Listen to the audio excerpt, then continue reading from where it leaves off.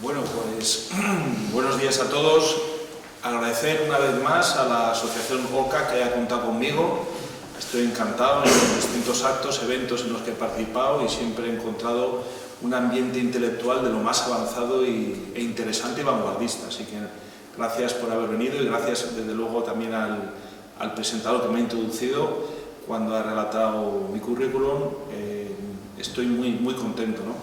Entonces, bueno, voy a sintetizar al máximo mi exposición al respecto de la usura en la poesía de Rappaun. Tengo que reconocer que para mí es como Yukio Mishima un descubrimiento relativamente reciente, ¿no? También abordado por la Asociación OCA, lo cual demuestra lo que estáis en la vanguardia y en la alternativa a la cultura degenerada que sufrimos en el momento presente. Y ciertamente cuando leí y escuché el poema y bueno, y he oído distintos audios en iVoox sobre el pensamiento económico de nuestro protagonista, de Rappaun, vi que teníamos realmente un filón por descubrir. Es un personaje, digamos, podemos hablar que también me llamó la atención mucho que era un personaje del Renacimiento. Es decir, cultivaba todas las áreas del saber y de la ciencia, no solamente la de poesía, que es la cumbre de todas, pero también la economía y otras facetas. Es decir, un hombre verdaderamente polifacético, hombre, como digo, del Renacimiento. De hecho, en su poema de la usura cita a muchos de los grandes artistas, escultores, pintores, arquitectos que, digamos, transformaron y crearon la Edad Moderna, ¿no? Saliendo después de 1000 años de Edad Media y nos entroncaron con el Renacimiento y luego los siglos posteriores, ¿no? La verdad es que el poema de la usura, que ha sido magníficamente leído por la persona que me ha presentado, la verdad es que yo creo que tendría que ser leído en todas las facultades de economía, porque es realmente un tratado de economía. Lo que son versos se habla mucho del manifiesto comunista, de otra serie de consideraciones, de otra serie de declaraciones, pero esto realmente en unos versos retrata a la perfección lo que es la usura. Ese elemento que ya en la antigüedad, desde Aristóteles, Platón, Cicerón, Séneca, los grandes clásicos, los griegos y también los romanos señalaron como una de las mayores aberraciones, ¿no? Es decir, ese afán, esa codicia, ese afán de especulación que lo que hace al final es destruir civilizaciones, ¿no? Destruir la humanidad, como estamos viendo hoy en día con los fondos buitre. Los fondos buitre los podemos ver perfectamente retratados en ese poema, ¿no? Cómo destruyen personas, destruyen familias, acaban con los hogares, con las viviendas familiares, con las economías, con las naciones. Podríamos entrar en cuestiones de cómo los fondos buitre, ya yo he escrito varios libros, socavan totalmente aquellas naciones en las que se deja que entren, ¿no? O se les abre las puertas, como por ejemplo España. Hay otras naciones donde no han entrado los fondos buitre, no van a entrar, como China, por ejemplo, como Rusia. Pero vamos, eso ya salirnos un poquito del tema y vamos a centrarnos en la cuestión de la usura, ¿no? Como bien comenta Rappaun en su poema, con usura pues no puede haber arte. O sea, lo que vemos, ese esfuerzo estético totalmente desinteresado que nace de la vocación, de un espíritu artesanal, de un espíritu de legar a las generaciones futuras lo que han sido de grandes, pues sobre todo la Grecia clásica, la antigüedad romana, la Italia del medievo, la Italia del Renacimiento, la España también del medievo y del Renacimiento. Pues lógicamente todos estos grandes artistas no se movían por la codicia, se movían por un espíritu superior, mucho más elevado, que era, pues no sé, el transmitir lo que significa la humanidad, el arte, la civilización occidental, la cristiandad, ¿no? La usura eso lo envilece absolutamente, ¿no? De hecho, hemos visto en la actualidad el arte, la cultura que vive hoy en día, la cultura degenerada, totalmente invertida, es una transcultura, es la anticultura de lo que realmente realza el Rappaun, ¿no? Luego también me llama mucho la atención otra acusación, yo creo que es grave pero muy bien fundada, de que la usura asesina al niño en el útero de la madre. Lo estamos viendo hoy en día con estas leyes del genocidio del nascitur, es decir, donde realmente las clínicas abortivas, ¿por qué se mueren? Por usura, por codicia, por afán de dinero. Cada aborto, es decir, cada vida de un niño no nacido truncada son 300 euros, ¿no? Las subvenciones, los subsidios, las partidas presupuestarias, es decir, esa usura nos envilece como humanidad, ¿no? Y luego también en aspectos como por ejemplo el romanticismo, cuando en el poeta dice que la usura lleva la frialdad en el lecho conyugal, acaba con el cortejo, ¿no? Con todo lo que realmente históricamente ha servido el galanteo para seducir, para enamorar, ¿no?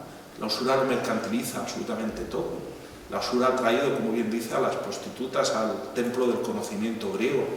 Es decir, ¿qué es lo que hay detrás de esta cuestión de la usura? Pues es la destrucción de la humanidad, el enriquecimiento de unos pocos, es una declaración de guerra, en última instancia, declaración de guerra económica.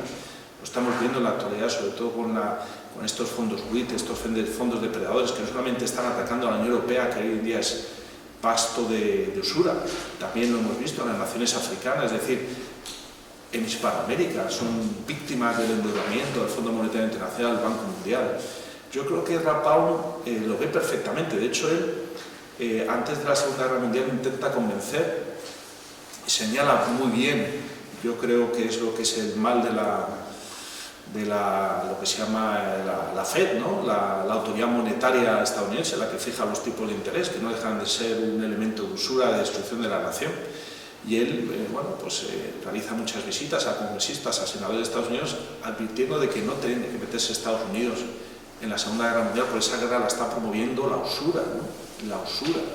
La usura, que lo que quiere es destruir naciones para luego reconstruirlas y dominar, como estamos viendo ahora mismo en Europa, una nación absolutamente dominada por la usura.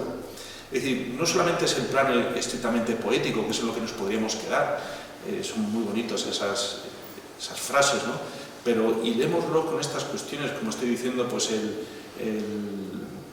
que es una cuestión es contra natura, va contra la naturaleza.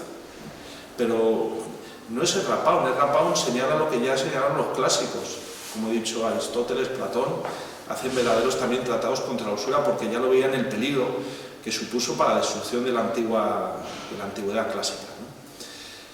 Entonces, como digo, en el aspecto, por ejemplo, de los valores, ¿no? De la guerra cultural, cuestiones ideológicas, cuestiones como por ejemplo el aborto, la usura es el núcleo de la bestia, ¿no? Es decir, ellos nos implantan por medios terminales liberales, pues que todo es mercantilizable, todo está sometido a la dictadura de la codicia de unos pocos, ¿no? Que lo que quieren es someter al conjunto de la humanidad y que todos entremos como ratones en ese juego, ¿no? De que, bueno, pues tenemos que tener, de lo que decía Adam Smith, ¿no? O esas teorías ultraliberales, ¿no? O fanáticas liberales, ¿no? De que todo se ajusta a sí mismo y tal, cuando al final lo que vemos es que cuando no hay normas que protegen a los débiles, lo que al final acaba es imponiéndose esa codicia, ¿no? Que hoy en día estamos sufriendo, como estoy comentando, sobre todo con el tema de los fondos buitre, que adquieren, pues aquí en España, cientos de miles de viviendas sociales, muchas empresas las destruyen, especulan con ellas. Es interesante, ¿no?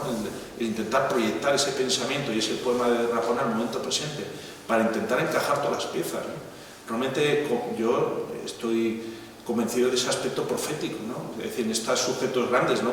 Puede ser realmente un profeta de la historia, ¿no? Es decir, ya nos está avisando el Rapau de que hay que poner cotos a la codicia, ¿no? Que destruye naciones. En este sentido, bueno, he escrito varios artículos en Confiligal, que es el digital jurídico más prestigioso de España, precisamente sobre la usura en España. Y digo que la usura en España es galopante y desenfrenada, no hay límites para la usura.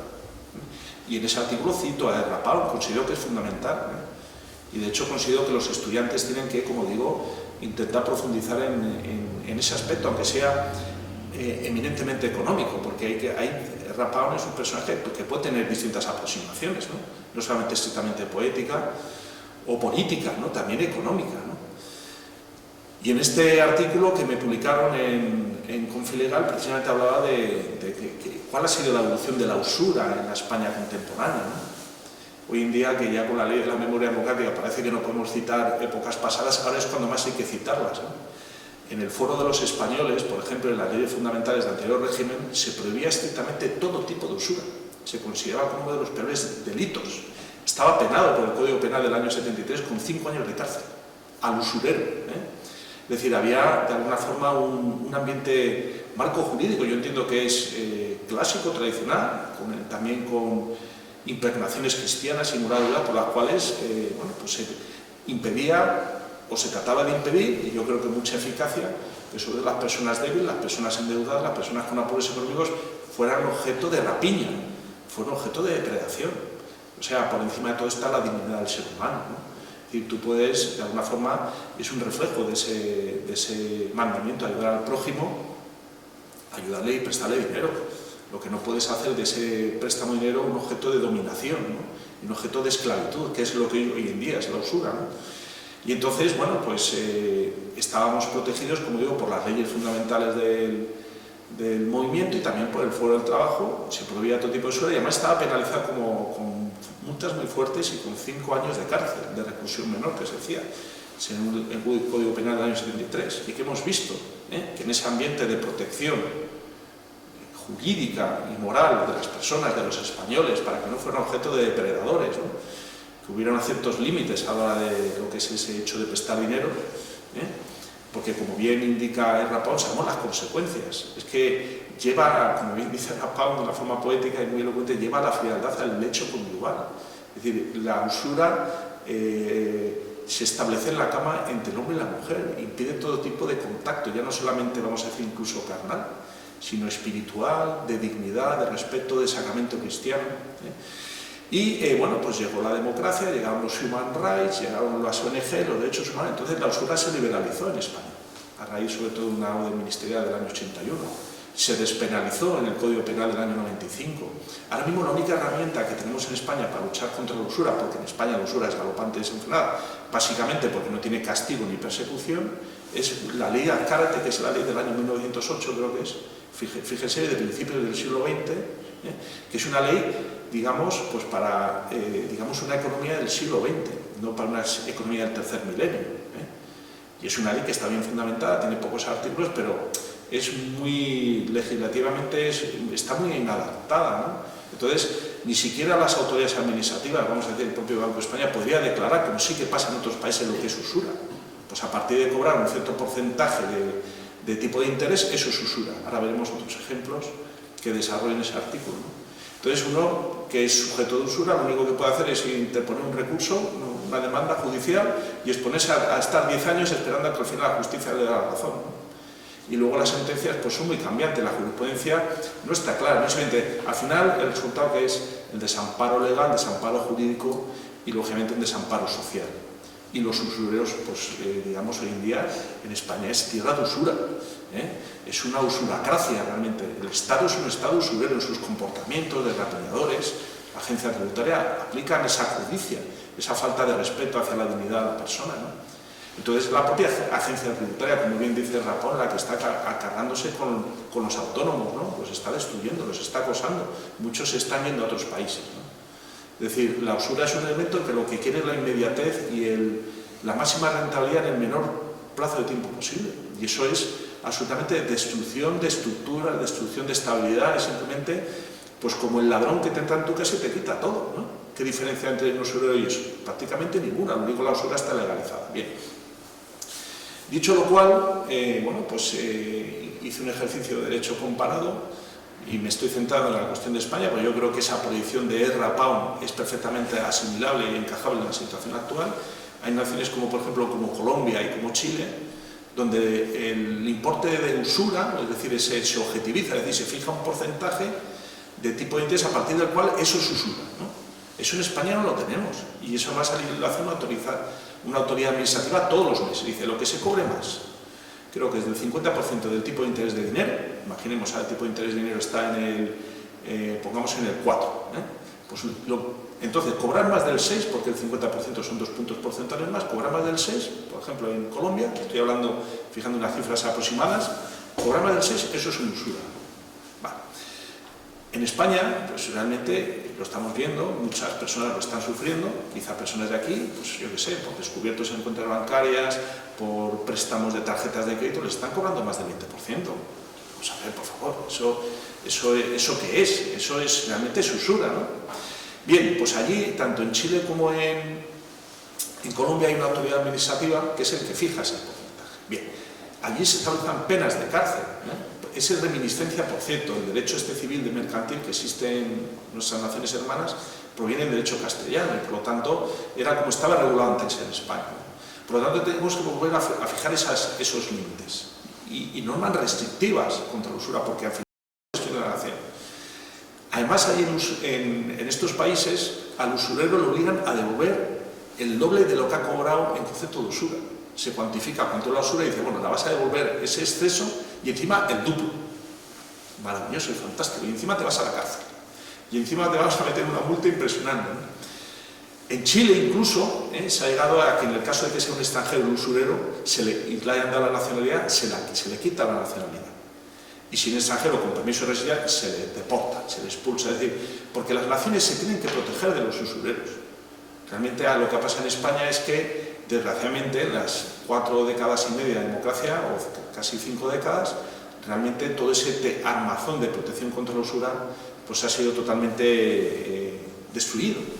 Y al final la usura, si no tiene límites, si no tiene controles, pues al final se hace dueño de naciones, de economías, de familias, y al final nos acaba convirtiendo a todos en ávaros, que es lo que en parte nos hemos convertido los españoles, pues no sé, en personas avarientas, ¿no? Siempre obsesionadas por el dinero. Es decir, el protegerte de la usura hace que te despreocupes, ¿no?, de esta cuestión. Me llama mucho la atención también el aspecto religioso que conlleva esa lucha contra la usura, por lo que veo que cierta Rampau estaría de alguna forma influido por esa cultura clásica cristiana, ¿no?, o greco-cristiana, ¿no? Y desde luego tenemos que tenerlo en cuenta. Históricamente siempre la tradición de la Iglesia Católica ha sido anti-usura, ¿no? Ahora mismo ya se ha liberalizado incluso ya la Iglesia Católica a ese respecto, ¿no? Es cierto que los protestantes pues ya abrieron ese liberalismo y esa posibilidad de hacer negocios de este tipo de especulativo. De hecho, los grandes fondos provienen de esa mentalidad, ¿no? Pero aquí en Occidente, en la cristiandad, hasta bien entrada en lo que era la edad moderna, la usura está absolutamente prohibida. Porque realmente, como os comentaba, eso venía del principio de que al prójimo se le ayuda prestando dinero para cubrir su necesidad, pero no exigiéndole ese tipo de interés, ¿no? Luego se le liberalizó un poquito diciendo que, bueno, que la verdad es que el prestamista tenía derecho a beneficiarse de esa mejora que hubiera experimentado el deudor. Bueno, pues incluso eso puede ser comprensible. Si con ese dinero el deudor ha conseguido, pongamos, X, pues que a la mitad sea para quien le ha prestado dinero. Bueno, pues es una forma de ir en comandita, ¿no?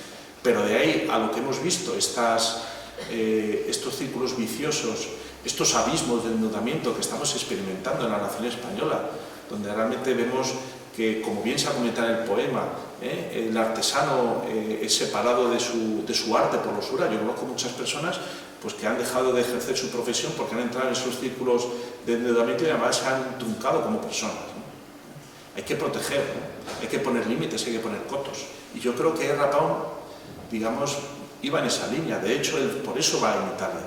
Va a Italia porque ve que Italia era una nación que sobre todo se sustentaba pues, en una filosofía política de defensa de las personas y de una economía basada en el trabajo, no en el dinero, ¿no?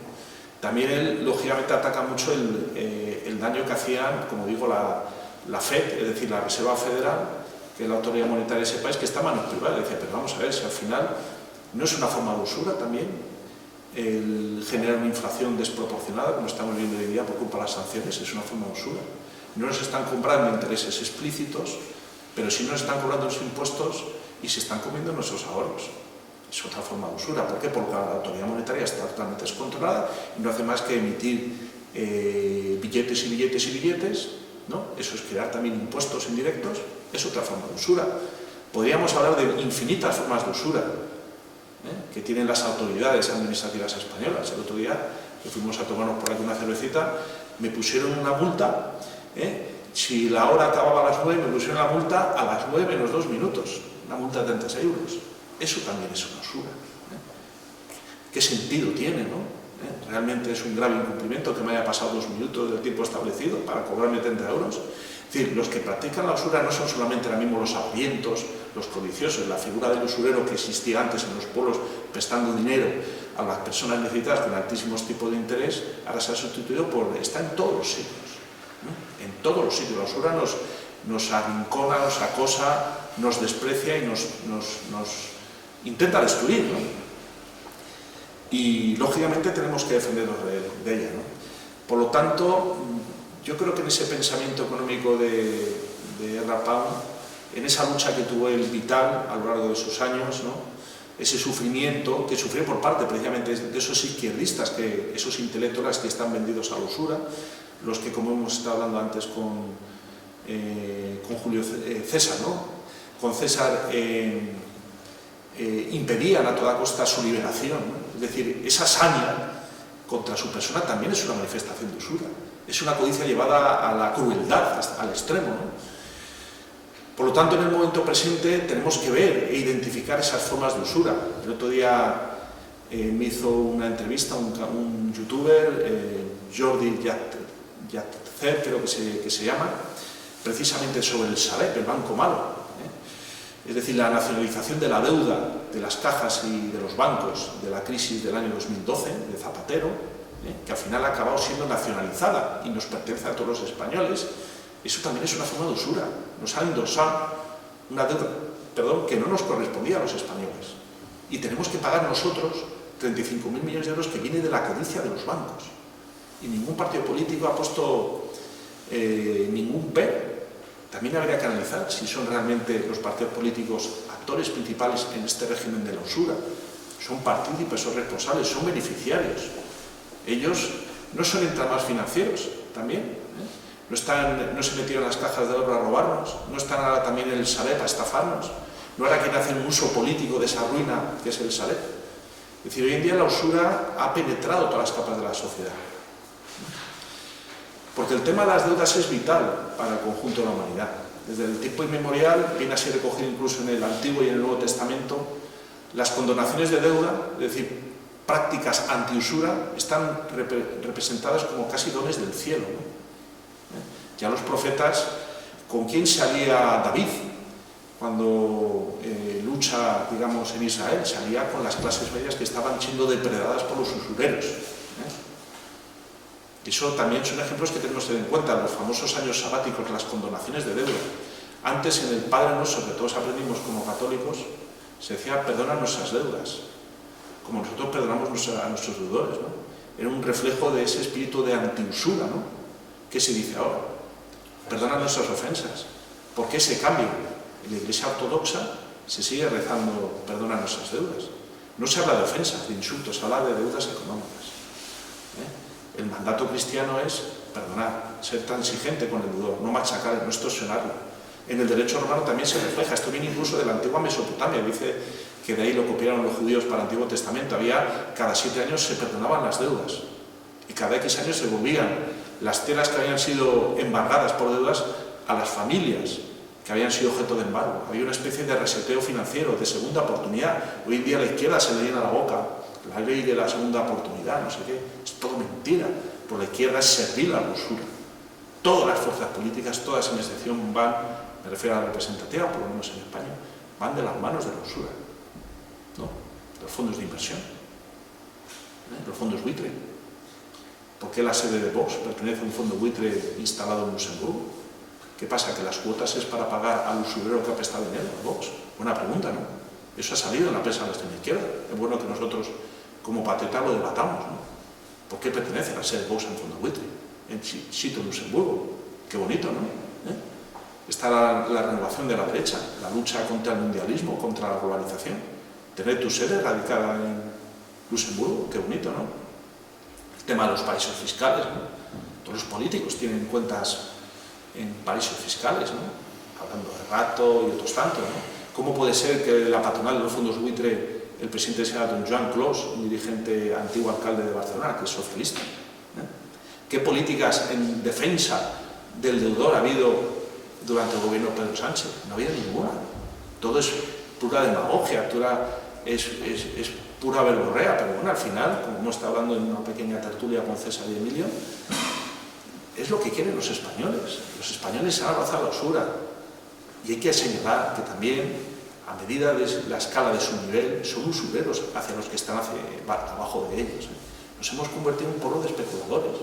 Creemos que comprando y vendiendo casa nos vamos a enriquecer. Si todos hacemos eso, España se hunde.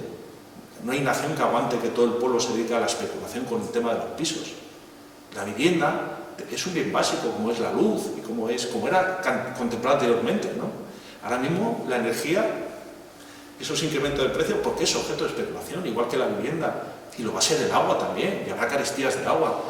Hemos nacido algunos en un régimen donde realmente prácticamente no se pagaba nada por la luz y el agua, porque no era objeto de especulación, las viviendas eran perfectamente asequibles, se hicieron millones de viviendas, no se desahucia a nadie, pero luego vino la clase política, de la mano de la usura. Por lo tanto, es muy interesante, digamos, hacer esos ejercicios retrospectivos de cómo estábamos antes y cómo estamos ahora, y bajo el prisma de la ley de memoria democrática, porque no vamos a exaltar, digamos, ni batallas ni a generales, vamos a exaltar tipos de vidas y protecciones sociales, ¿no?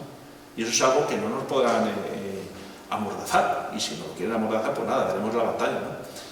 Pero realmente como núcleo de su filosofía política, ese tema, por eso yo creo que su poema es tan, a los que tenemos sensibilidad social y realmente espíritu patriótico, nos conmueve y nos consterna, porque vemos perfectamente retratado los males del momento presente que ya se divisaban en el pasado en ese poema. Problemas de demografía, ¿no? Ya no hay niños, los jóvenes no quieren constituir familias, porque la familia es objeto de ataque de la usura. El tema del aborto, que es una lacra para España, ¿no? Millones de niños truncados, ¿no? ¿Por qué? Por un mero afán lucrativo. Sería tan fácil como acabar con la usura para que muchos de nuestros males realmente se pudieran solucionar. Realmente la usura es una de las manifestaciones más evidentes, yo creo, del núcleo de la bestia, ¿no? Del enemigo, ¿no? Además, por otra parte, como he dicho, hay distintas aproximaciones. La aproximación cristiana, perdona nuestras deudas, le pedimos al Señor, porque tenemos deudas hacia el Señor, ¿no? Por los males que hacemos. Y también pedimos, y decimos que porque nosotros, con nuestros semejantes, también les perdonamos las deudas. No se han perdonado las deudas jamás. Los fondos buitres no perdonan ni un euro, lo multiplican. Las naciones hispanoamericanas nacieron, hice una exposición al respecto además en la Universidad Financiera de Moscú, me gustó mucho, cómo se financiaron con préstamos para conseguir la emancipación hace 2 siglos, con préstamos de usura, y al final acabaron esclavizadas, cambiaron de alguna forma no de dueño, porque España no era el dueño, era el hermano, cambiaron España por la dependencia de los préstamos angloamericanos. Y a partir de ahora, ¿qué son las naciones? Pues son deudores del Fondo Monetario Internacional, del Banco Mundial. En Argentina, con la riqueza que hay en Argentina, al final está sometida a usura. Es decir, el pueblo hispano llevamos, y en el caso del pueblo hispanoamericano, lleva en la génesis del surgimiento de esas naciones en la lacra de la usura. Os endeudasteis con préstamos del aceite londinense, unos préstamos totalmente draconianos, os dieron dinero, os dieron oro para comprar armas, para matar a vuestros hermanos. ¿Y qué habéis tenido desde entonces? 2 siglos de división, de discordia. El poder entonces pasó a manos de la usura, controlaban vuestras economías, vuestras minas, vuestra riqueza. El tema del arte. La América de los virreinatos, hay que ver qué arte dio, esas catedrales, esos hospitales, esos cuadros. Luego, con la emancipación americana, se llenó aquello de tratantes de arte, de expoliadores, lo que vivimos en España, prácticamente en el siglo XIX. Nuestras obras de arte, nuestras grandes ermitas románicas, acabaron en casoplones de usureros estadounidenses, ¿no? ¿Y qué arte hemos tenido desde entonces? Prácticamente, pues arte degenerado, o sea, algunas épocas, ¿no? Pues eso también lo tenemos que tener presente, es decir, un régimen usurero, como es el régimen español, no va a generar ningún arte que sea admirable por el conjunto de la humanidad. Va a quedar como una época pues tenebrosa, muy estéticamente muy pobre, éticamente hundida, ¿no? Y que lo único que hace es repartir como un mantra pues una serie de soflamas, ¿no? De que vivimos en un régimen democrático de Estado de Derecho donde se respeta la dignidad de la persona. Todos sabemos que es mentira. De hecho, cada vez lo tenemos más claro, ¿no? Por lo tanto, la verdad es que el poeta de Rapán sí que fue un completo descubrimiento, digamos, el descubrir cómo había representado esos males que nos traía lo que es la usura, ¿no? Se me ocurre, por ejemplo, en el tema del arte, otro de los temas que he denunciado en el digital Confilegal, que como digo es el digital jurídico más prestigioso de España, es, por ejemplo, otra de las cuestiones, que tiene que ver con el arte presente y cómo se entrelaza todo, la usura, los paraísos fiscales. Resulta que el año pasado el ministro de Cultura y Deporte, que ni sabe de cultura ni ha hecho deporte en la vida, salvo pegar unos bailecitos, como ha firmado un contrato de cientos de millones de euros por los cuales España, bueno, pues tenemos aquí la colección Thyssen. Cuando tenemos en los almacenes del Museo del Prado, pues miles y miles de cuadros mucho mejores que los que hay en el Thyssen, que muchos de ellos son, y lo voy a decir abiertamente, son arte en el cual yo no encuentro ninguna sensibilidad, ¿no? Cientos de millones de euros que se han pagado tradicionalmente a paraísos fiscales, porque la señora Carmen Thyssen no es residente en España, igual que su hijo Borja. Entonces hay que pagárselo en Andorra y en otros países fiscales. Entonces al final, el Museo Thyssen, ¿para qué lo queremos? Si ya en el arte de la época de los siglos de oro están los almacenes del Museo del Prado y otros museos llenos de arte. ¿Cuánto arte español ha sido por ahí expoliado, ha sido vendido en las casas de subastas, ¿no? Hemos sido objeto de depredación, ¿no? Porque no hemos sido capaces en España de mantener, digamos, esa dignidad artística que tuvimos sobre todo en la época de los Austrias. Bueno, pues eso tenemos que tenerlo presente. Porque financiando un arte como el de haciendo más rica y más usurera a Carmen Thyssen, pues al final también nos estamos degradando y también estamos impidiendo que esos cientos de millones de euros vayan a artistas, a jóvenes artesanos españoles, que aquí en España hay mucho talento, pero es que ese talento la usura lo trunca desde el principio. Te señalan y te dicen, no, tú no estás preparado, tú no tienes condiciones, es decir, dedícate a otra cosa. Y solamente personas aisladas que tienen una gran confianza en sí mismo y que tienen espíritu de sacrificio, pues desarrollan su propio arte, ¿no? ¿Cómo sería el arte español si estuviera realmente promocionado, ¿no?, por los poderes públicos, en vez de traernos una colección de libros, de cuadros que muchos de ellos también están expoliados en la Segunda Guerra Mundial, ¿no? Y hay pleitos al respecto. ¿Por qué tenemos nosotros que abrazarnos con esa usura y ese contrato con la baronesa Thyssen, cuando realmente, ¿qué aporta al conjunto de los españoles? O cuando hemos visto este verano, en la cumbre de la OTAN, en qué se ha convertido el Museo del Prado, en un lugar de banqueteo de los asesinos de la OTAN, ¿no?, que disfrutan del arte de España, esa imagen de Boris Johnson viendo a Carlos V en la batalla de Bulwer con la lanza en el brazo, ¿no?, como cabalgando luchando contra la usura, ¿no?, mirándolo y realmente sorprendido, diciendo, realmente España debería dar bastante miedo, ¿no? Es verdaderamente increíble, ¿no? Y me quedé y dije, vamos a ver cómo es la mejor pinacoteca del mundo. Es objeto de una cumbre armamentística, agresiva, violenta, amenazadora, que nos perturba, que nos acosa a todos en el mundo. Ese es el arte, a eso hemos sido reducidos, a que el señor Joe Biden vaya por la Castellana y todos en nuestras casas encerrados porque no podemos ni siquiera salir a pasear por la Castellana. Todo eso forma del concepto de la usura, del acoso del arte, del acoso de la demografía, el acoso del romanticismo, el acoso de las grandezas de las naciones, del clasicismo. Al final la usura es un monstruo, lo devora todo alrededor. Es decir, cuanto antes nos liberemos de ella, va a ser mucho mejor. Y en ese sentido yo creo que debería ser, y con esto acabo mi intervención para que haya tiempo para un turno de debate, que profundicemos realmente en ese poema y que lo divulgamos sobre todo entre los jóvenes. Porque a mí me ha pasado, y lo he comentado, con jóvenes y realmente les hace pensar, ¿no? Y hay que explicárselo. Y digo, mira, pues, fijaros, es decir, el daño que hace, ¿no? Mercantiliza vuestra juventud, vuestra inocencia. Vuestro futuro nace hipotecado por la usura. ¿Cuántos millones de niños españoles y jóvenes han vivido situaciones traumáticas acosados por los bancos y los fondos buitre? ¿Quién les ha defendido? ¿El Estado? El Estado es, en España, la usura. Muchas gracias.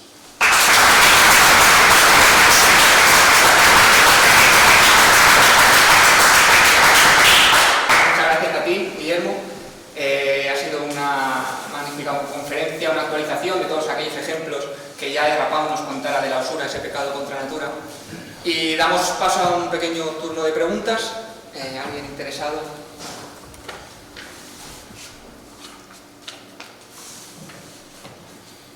¿Nadie? Hombre, a mí sí que me gustaría destacar que la usura llama a la usura, ¿no? Y esa degeneración, ese expolio que lo ves de la perspectiva que tienes a nivel, a mayor nivel exponencial, que son los bancos. De hecho, ayer se publicaban cifras que realmente claman al cielo de beneficios en BBVA, en torno al 47 o 48% de beneficios, o a CaixaBank, en cuestiones de cómo está ahora mismo la sociedad actual, ¿no?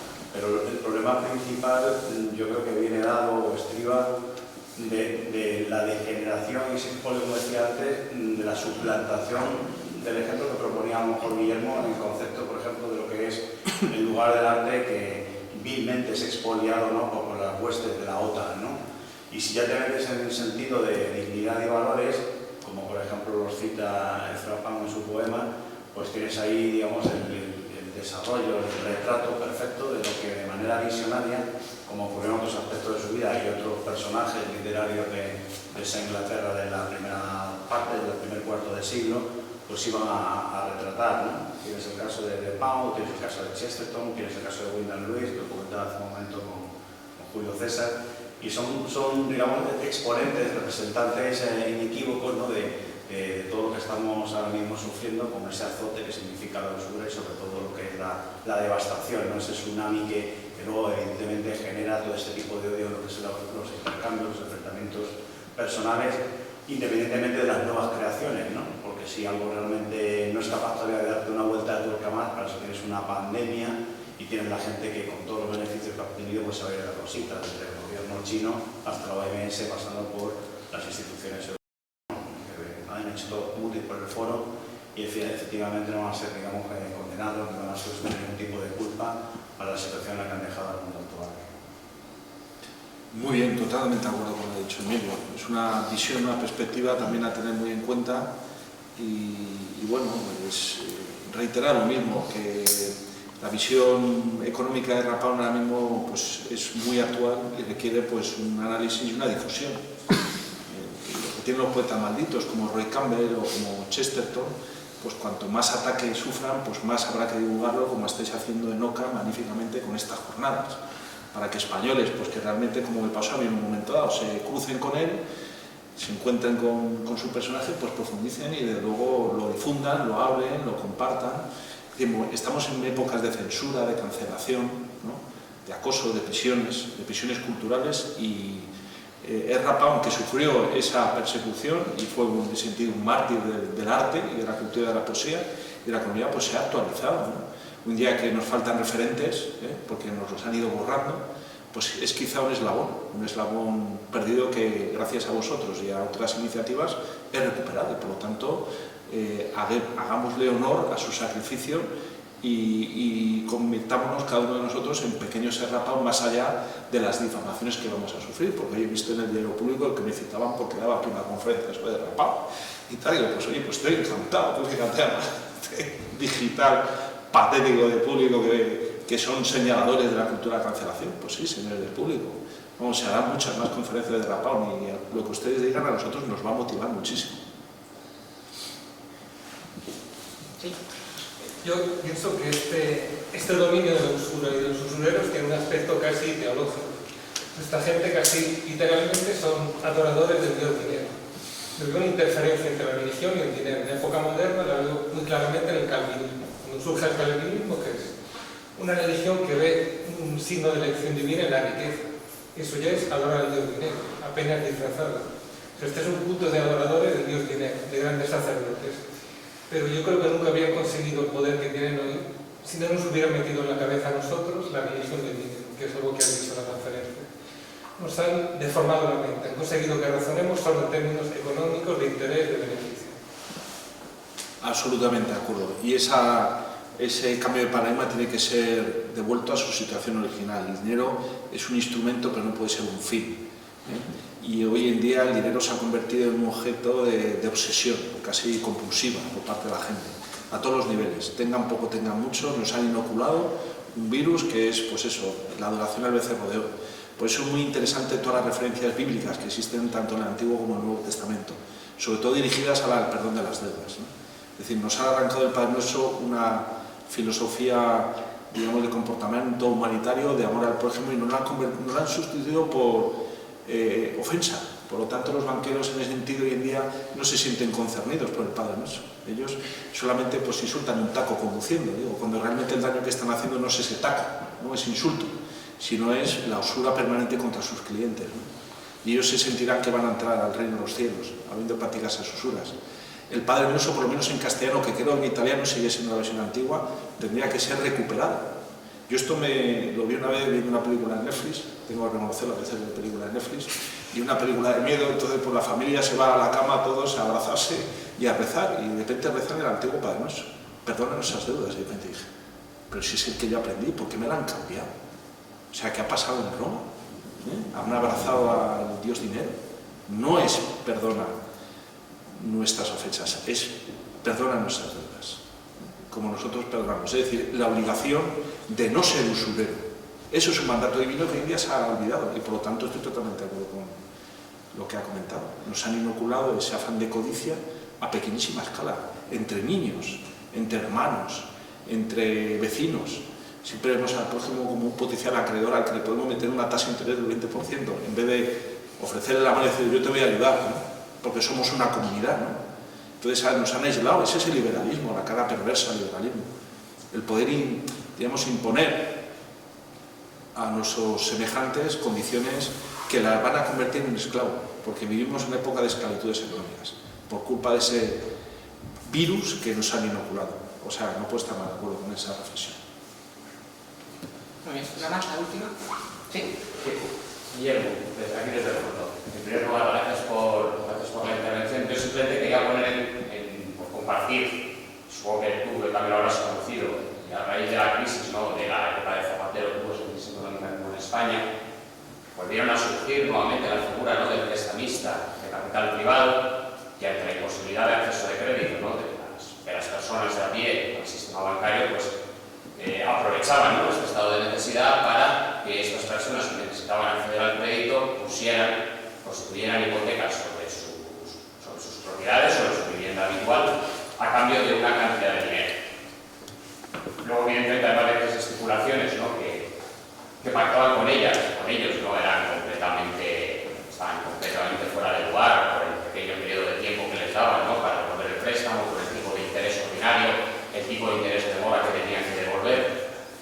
Luego te encontrás con el problema de que cuando en ese pequeño plazo, ¿no?, de un año, de 6 meses que tenían para la devolución del préstamo, no podían hacer frente a la deuda, se encontraban con un procedimiento de ejecución sobre su vivienda que, además, la ley de enjuiciamiento civil entonces no había sufrido la reforma que limitaba los tipos de interés, ¿no?, de los tipos de salida de subasta. Estamos hablando antes de la reforma, te encontrabas con que en ese procedimiento de ejecución hipotecaria esa persona podía perder su vivienda por el mismo valor por el que le habían dado el préstamo. Es decir, te encontrabas procedimientos con los que por 30.000 euros que te habían dejado podías perder tu vivienda y te encontrabas con un lanzamiento en cosa de unos años, ¿no?, con tu familia de la calle. Y eso se ha estado viviendo en España, yo creo que hasta que ya se consiguió la reforma de la ley de enjuiciamiento civil limitando el tipo de subasta al 75%, si quiero recordar, del valor, ¿no?, de la vivienda. Que estoy de acuerdo contigo porque el problema empezó a venir por la despenalización, ¿no?, del delito de usura, que sí que estaba en el Código del 73. No sé si se eliminó del Código del 73 o ya fue el del 95 el que suprimió el delito, pero a día de hoy, como tú muy bien has dicho, nos encontramos solamente con esa ley de 1908, ¿no?, esa ley Azcárate, que la respuesta llega tarde y mal, y además sin ningún tipo de penalización para el prestamista, porque lo único que estás consiguiendo es que declare nulo el préstamo y que en este caso el tutor tenga que devolver el principal únicamente. Además tiene que devolver el principal, pero no te encuentres con ningún tipo de sanción para el prestamista, ¿no? Entonces creo que el panorama es completamente desolador y yo creo que tenemos que volver a reivindicar que se vuelva a penalizar en la legislación penal, ¿no?, el delito de usura, como se viene haciendo tradicionalmente. Desde luego que sí, totalmente de acuerdo. La protección es absoluta y luego fijarnos en estados donde, como hemos visto, se impide que entren fondos, como por ejemplo en China y en Rusia tienen prohibido los fondos buitre estar allí. De hecho, por ejemplo, Blackstone había abierto una oficina de representación pensando en un desembarco en Rusia, pero a raíz del conflicto de Ucrania pues han tenido que salir de allí.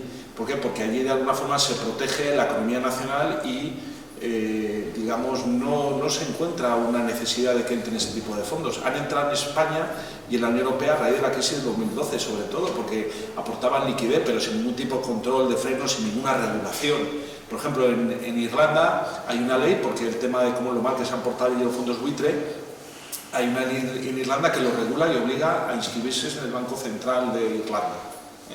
Muy interesante, por lo menos tenerlos identificados, ¿no?